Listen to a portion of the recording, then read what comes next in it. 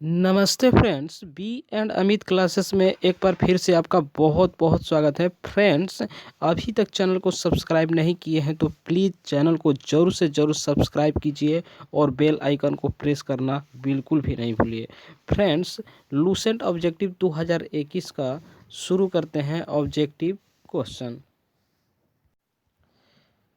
पिछले वीडियो में हमने 31 क्वेश्चन के साथ एंड किया था कि प्रसिद्ध 10 राजाओं का युद्ध, जिसको दासराज युद्ध कहते हैं, यह किस नदी के तट पर लड़ा गया था? तो परुष्णी। ठीक है फ्रेंड्स, आगे बढ़ते हैं। धर्मशास्त्रों में भू राजस्व की दर क्या है? तो धर्मशास्त्रों में भू राजस्व की दर 1/6 है। आगे बढ़ते हैं। 800 ईसा पूर्व से 600 ईसा पूर्व का काल किस युग से जुड़ा है? तो ये ब्राह्मण युग से जुड़ा हुआ है फ्रेंड्स। 800 ईसा पूर्व से 600 ईसा पूर्व का काल।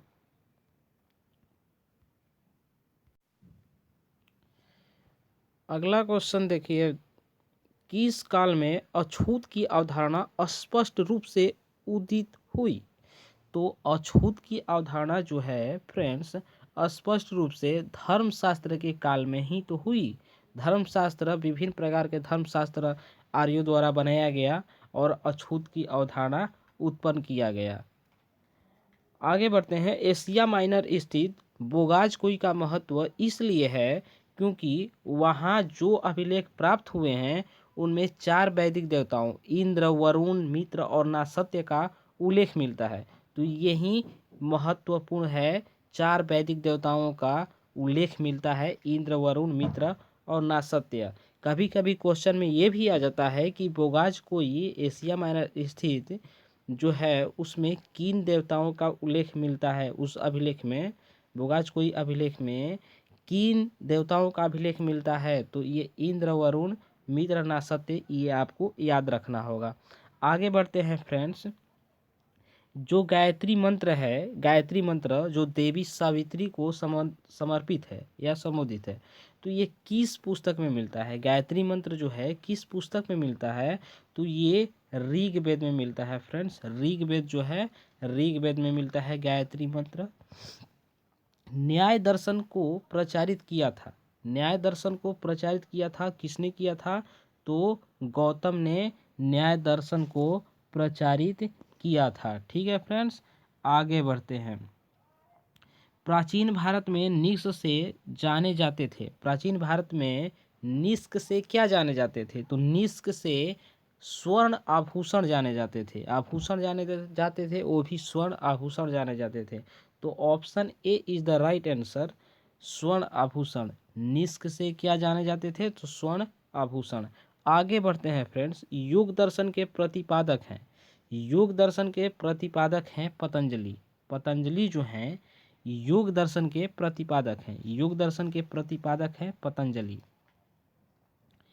आगे बढ़ते हैं। उपनिषद पुस्तकें हैं, उपनिषद पुस्तकें हैं दर्शन पर आधारित। ठीक है, जितने भी उपनिषद पुस्तक हैं वो दर्शन पर आधारित हैं। ठीक है, आगे बढ़ते हैं फ्रेंड्स। देखिए, सूची 1 को सूची 2 के साथ सुमेलित कीजिए एवं नीचे दिए गए कूट की सहायता से सही उत्तर चुनिए। तो देखिए, ऋग्वेद जो है, ऋग्वेद जो है ये ऋग्वेद, ऋग्वेद का क्या हो जाएगा? ऋग्वेद का ये प्रार्थनाएं हो जाएगा। ऋग्वेद में प्रार्थनाएं आता है। और यजुर्वेद में जो है, यजुर्वेद में हमारा, यजुर्वेद में हमारा ये कर्मकांड आ जाएगा। ये सही है, सीधा है कर्मकांड। ठीक है, और सामवेद में जो है, सामवेद संगीतमय स्रोत है। तो ये सामवेद जो है संगीत का जनक माना जाता है, भारतीय संगीत का जनक सामवेद को। तो ये संगीतमय हो जाएगा स्रोत सामवेद।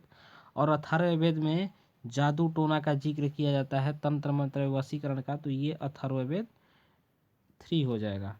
तो कुल मिला के option A is the right answer हो जाएगा। ए का 4, बी का 2 और सी का 1 और डी का 3। ठीक है फ्रेंड्स, तो option A is the right answer. आगे बढ़ते हैं फ्रेंड्स। आरंभिक वैदिक साहित्य में जो आरंभिक वैदिक साहित्य जो है, देखिए आरंभिक वैदिक साहित्य सर्वाधिक वर्णित नदी है। तो सर्वाधिक जो वर्णित नदी है वो मेरा कौन सा है? तो ये है सिंधु। ठीक है, सिंधु जो है सर्वाधिक वर्णित नदी है वैदिक साहित्य में। ठीक है, गंगा का जिक्र है मगर गंगा का उतना नदी नहीं है। सर्वाधिक वर्णित नदी सिंधु है। ठीक है, वैदिक लोग गंगा को जानते थे लेकिन सिंधु का अधिक महत्वपूर्ण रखते थे उस समय वैदिक लोग। उपनिषद काल के राजा अश्वपति शासक थे। अश्वपति शासक जो थे उपनिषद काल के, तो ये केकय के थे। ठीक है, केकय के थे। आध्यात्म ज्ञान के विषय में नचिकेता और यम का संवाद किस उपनिषद में प्राप्त होता है? तो ये कठोपनिषद में प्राप्त होता है friends. Kathopanishad is the right answer. वैदिक नदी कुभा जो काबुल का स्थान कहाँ निर्धारित होना चाहिए? तो देखिए अफगानिस्तान की जो राजधानी है वो काबुल है, तो ये काबुल हो जाएगा राइट आंसर। ठीक है,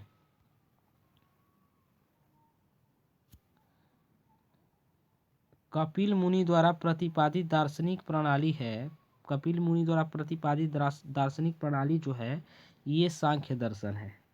पूर्व मीमांसा, आप जैसा कि जानते हैं पिछले वीडियो में हमने पढ़ा था कि पूर्व मीमांसा जो है वो जैमिनी मीमांसा या पूर्व मीमांसा दर्शन के जो प्रतिपादक थे वो जैमिनी थे, और उत्तर मीमांसा के जो प्रतिपादक थे वो हमारे उत्तर मीमांसा या वेदांत भी कहते हैं उसको बादरायण बोलते हैं। ठीक है, और सांख्य दर्शन की ये कपिल मुनि हो गए।